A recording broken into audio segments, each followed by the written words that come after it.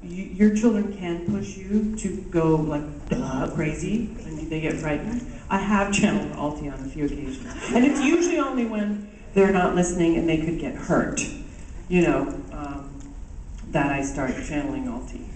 And then I feel terrible. I'm so sorry Mommy yelled at you. It's okay.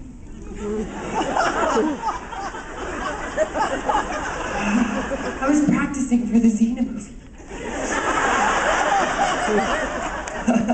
Is this power to the people or you have a question? Okay.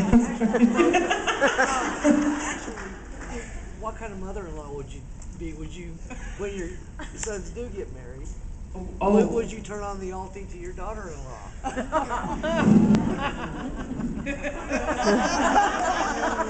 Yeah. Hell yeah. Yeah. When Lucky and Rocco get married, their respective wives or husbands, would I be a bitch to them? Oh yeah. If it was warranted, if they were, you know. Yes. Since you said Alti is omnipresent and always here, what would be her favorite modern invention?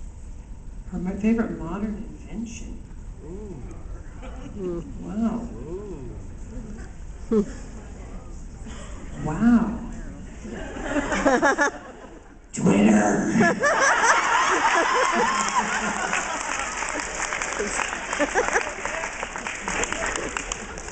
See this little bitch.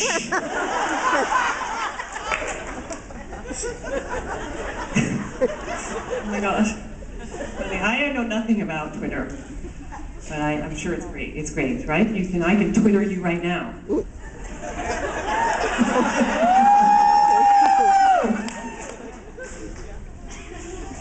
Yeah, I guess the internet. The internet. The World Wide Web.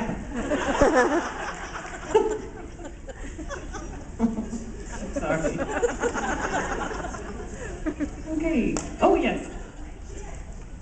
You don't put her on the spot. You have a question, right? No, you do.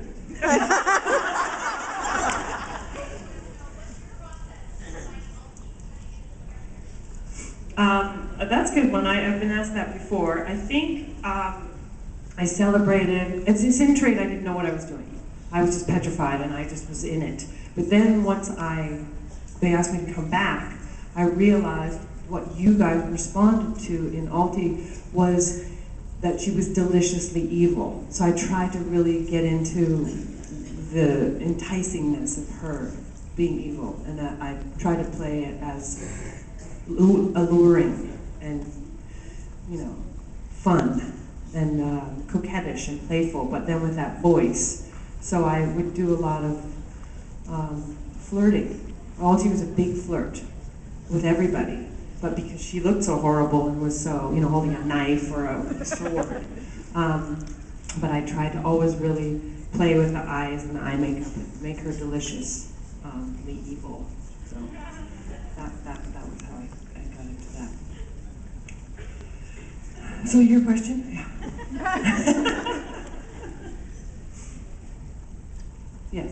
I was talking with you on Facebook one time when the news of the Quaid, Randy Quaid and his wife was happening. Those crazy people. I just wondered what you thought of that, or is there anything else this year that you thought was wild, crazy? Well, speaking of the Twitter and the internet, the whole thing going on in Egypt where they just shut it down. No more internet. No, you can't. That's really fascinating to me.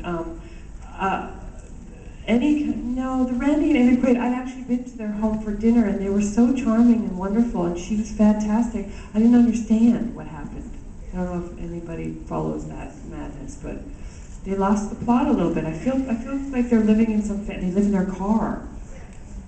Anyway, it's terrible when bad stuff happens, but I don't really follow it. I try to keep out of Brad and Angelina live around the corner from us.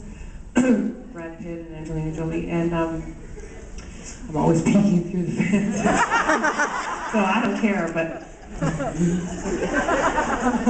but you can always tell when they're in town because the paparazzi. I mean, I can't pull up our street, and so that it's fascinating to me. And I was kind of want to see them, but I feel badly because it's just so, and they're so peculiar. They're like Barbie and Ken. They're just an otherworldly type of people. So I try, yeah, I'm still peeking through the fence. It's not right next door. I have to go and climb over it.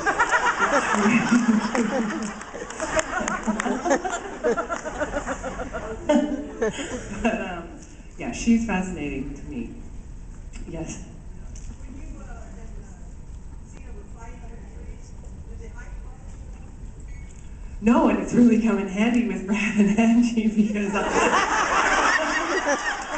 I am in the tree.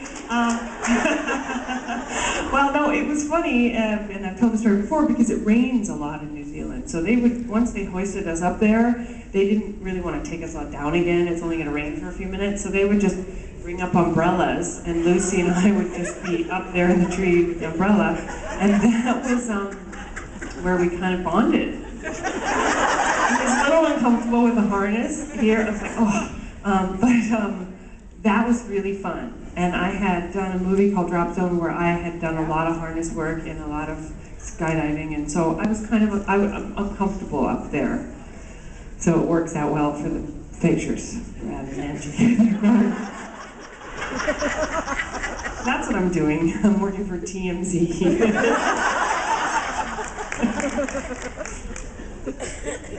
Sharon, hey, what's up? Your time.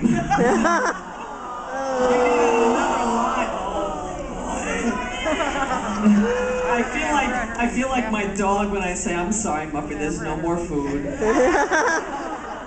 But here's the thing, I do have convention fever again. So, I'll do it back next year. So I would like, no, but I'm going to put it out there on stage here. No pressure, Sharon. But I would like to do something with Danielle Cormack.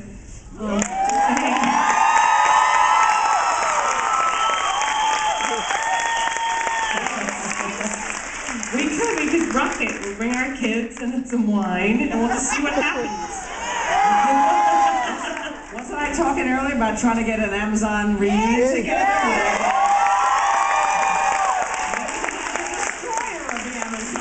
Yeah. So yeah, that's what. Yeah, if we can get Danielle, let's sign a petition. And then yeah. Well, I'd like to be. I think next time, as opposed to just telling you about the past and the future, I like to try to give you guys creatively something back. So next time, I hope to entertain you in another way. So until then.